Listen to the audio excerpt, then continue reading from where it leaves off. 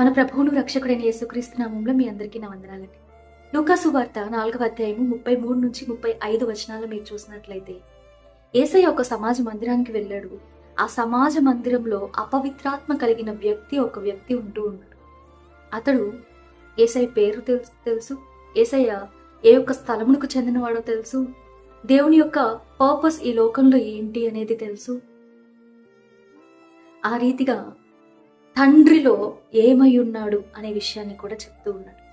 మనం అనుకుంటాము, అసలు క్రైస్తవులకి దురాత్మలు అనేటివి ఉంటాయా? Can demons enter Christians? ఇది ఎంతో మందికి ఉండే ప్రశ్న. ఇక్కడ మీరు చూసినట్లయితే వాక్యాన్ని మనం ఆధారంగా తీసుకుంటే సమాజ మందిరంలో ఉన్నాడండి అపవిత్రాత్మ కలిగిన వ్యక్తి. బంధించబడిన ఆ గూని కలిగిన స్త్రీ ఎక్కడున్నట్లు చూస్తూ ఉన్నాం? సమాజ మందిరంలో ఉన్నట్లు చూస్తూ. అపవిత్రాత్మ కేవలము సమాజ మందిరంలో ఉండడం మాత్రమే కాదు, ఒక వ్యక్తిని బాధించడం మాత్రమే కాదు. యేసయ్య సమాజ మందిరంలోనికి అలా రాగానే చెప్తూ ఉన్నాడు, నజరేయుడవైన యేసు, మాతో నీకేం పని? నువ్వు దేవుని పరిశుద్ధుడివి, మమ్మల్ని నశింపజేయడానికి వచ్చావా? దేవుని యొక్క పేరేంటో తెలుసు, ఆయన ఏ ప్రాంతం వాడో తెలుసు, ఆయన పరిశుద్ధతలో ఏ స్టేటస్, ఆయన ఏ స్థానంలో ఉన్నాడో తెలుసు, ఆయన యొక్క పర్పస్ ఈ లోకంలో ఏంటి అనేది కూడా ఎరిగి ఉన్నారు.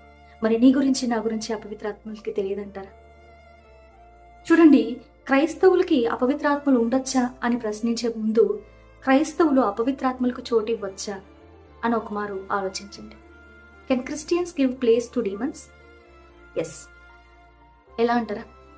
మత్తయి సువార్త 12వ అధ్యాయాన్ని మీరు చూసినట్లయితే, ఒక అపవిత్రాత్మ ఒక మనిషిని విడిచి వెళ్ళిన తర్వాత విశ్రాంతి కోసం నీరు లేని స్థలాల్లో వెతుకుతూ ఉంటుందంట. అయితే అది లేదు కాబట్టి తిరిగి నా ఇంటికి వెళ్తాను అనుకుంటుందంట. నీరు లేని స్థలాలు, ఆ యొక్క స్థలాలు అపవిత్రాత్మలకి ఎంతో ఇష్టమైనవి, అవి నివసించేందుకు అనువైన స్థలాలు. నీరు అని అంటే వాక్యపరంగా నీరు దేనికి సాదృశ్యం అంటే దేవుని యొక్క వాక్యానికి సాదృశ్యం అంట. దేవుని యొక్క వాక్యము లేని డ్రై ప్లేసెస్ని అపవిత్రాత్మలు కోరుకుంటూ ఉంటాయి. స్పిరిచువల్గా డ్రై అయిపోయిన పరిస్థితులు ఎంతో మంది విశ్వాసులు ఈ దినాన్ని లేకుండా లేరు అంటారా? స్పిరిచువల్ డ్రైనెస్ ఈ రోజుల్లో ఎంతో మంది కలిగి ఉన్నారండి. ఆత్మీయంగా చాలా ఎండిపోయిన స్థితుల్లో మనుషులు ఉంటూ ఉన్నారు. క్రైస్తవ విశ్వాసులే ఆత్మీయంగా ఎండిన స్థలాల్లో తిరుగుతూ ఉన్నారు, ఆత్మీయంగా ఎండిన స్థలముల్లో నివసిస్తూ ఉన్నారు, ఆత్మీయంగా ఈ ఎండిన మనుష్యులను కలిగి ఉన్నారు, ఆత్మీయంగా ఈ ఎండిన రిలేషన్షిప్స్ని కలిగి ఉన్నారండి. దేవుని యొక్క వాక్యము లేని స్థలము నీరు లేని స్థలము. అయితే ఈ నీరు లేని స్థలాలు అపవిత్రాత్మలకు ఎంతో ఇష్టమైన స్థలాలు, అనువైన స్థలాలు అనమాట. ఒకవేళ మీరు కూడా ఈ దినాన ఆత్మీయంగా ఎండిన స్థితిలో ఉన్నారా? అయితే ఖచ్చితంగా మీరు అపవిత్రాత్మకి తలుపు తెరుస్తున్నట్లేరా మా ఇంటికి. నీ యొక్క దేహము తనకి ఇల్లు అన్న రీతిగా అపవిత్రాత్మ అనుకుంటూ ఉంటుంది. ఎప్పుడైతే మనం ఆత్మీయంగా ఎండిన స్థితిలో ఉంటామో అప్పుడు నీ యొక్క దేహం అనేది పరిశుద్ధాత్మకు ఆలయముగా నివాసంగా ఉండాల్సిన నీ యొక్క దేహం అనేది అపవిత్రాత్మకు తన ఇల్లుగా మారుతూ ఉందండి. మీరు వాక్యంలో చదివినట్లయితే, ఇదిగో ఆ ఇల్లు మంచిగా చక్కగా ఊడ్చి అమర్చబడి ఉన్నట్టు చూసింది, కానీ అక్కడ దేవుని వాక్యం లేదు. వెంటనే ఏం చేసింది? అది నా ఇల్లు అని చెప్తూ ఉంది. ఇట్ ఓన్స్ దట్, అంటే ఇది నాది. కంట్రోల్ అంతా కూడా ఈ యొక్క ఇంటి మీద ఎవరిది? ఓనర్కు ఉంటుంది. తను ఓనర్గా అనుకుంటూ ఉంటుంది ఆ యొక్క దేహాన్ని.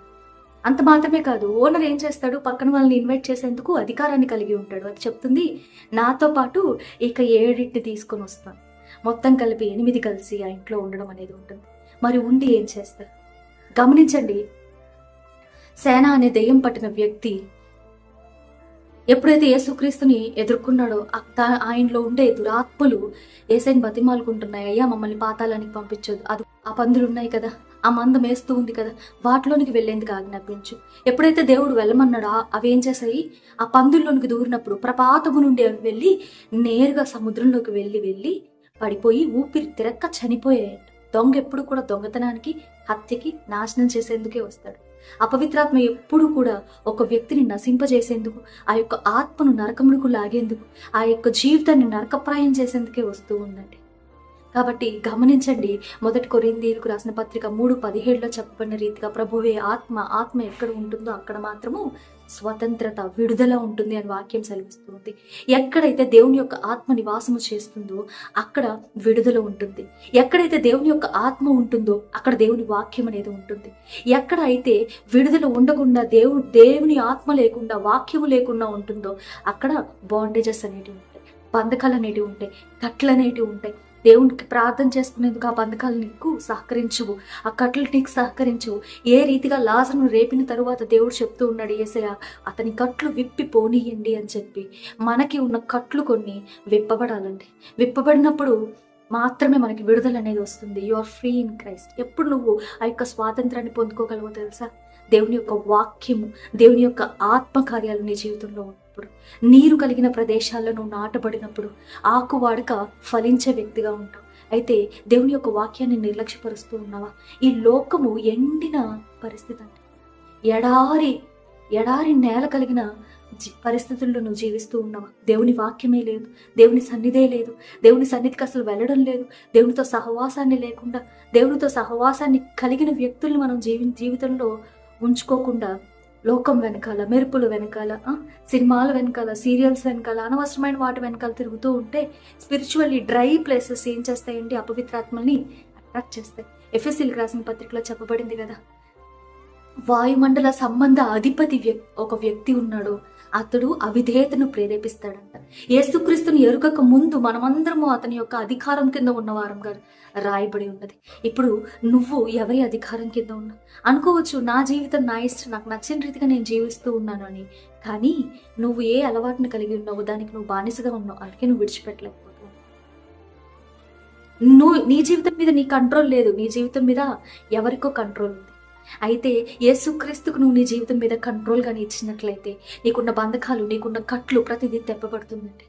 నీలో ఉన్న నీకే తెలియని ఎన్నో అసహ్యమైన కార్యాలన్నింటి నుంచి నీకు జయము. నువ్వు పోరాడుతూ ఉన్నావు కదా, లేనిపోని ఆలోచనలు, అసహ్యమైన ఆలోచనలు, అసలు ఎందుకు ఈ రీతిగా ఆలోచిస్తున్నానో తెలియడం లేదు, ఊపిరి ఆడడం లేదు, యాంగ్జైటీ ఇష్యూస్, డిప్రెషన్ ఇష్యూస్, వీటన్నింటి వెనకాల ఒక సోర్స్ అనేది ఉంది.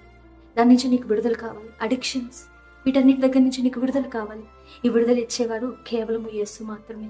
ఇక మరి ఏ నామమునకు అధికారం ఇవ్వబడలేదు, కేవలము యేసు అనే నామము మాత్రం. అయితే ఈ దినాన మీ జీవితంలోనికి ఆయన ఆహ్వానిస్తారండి.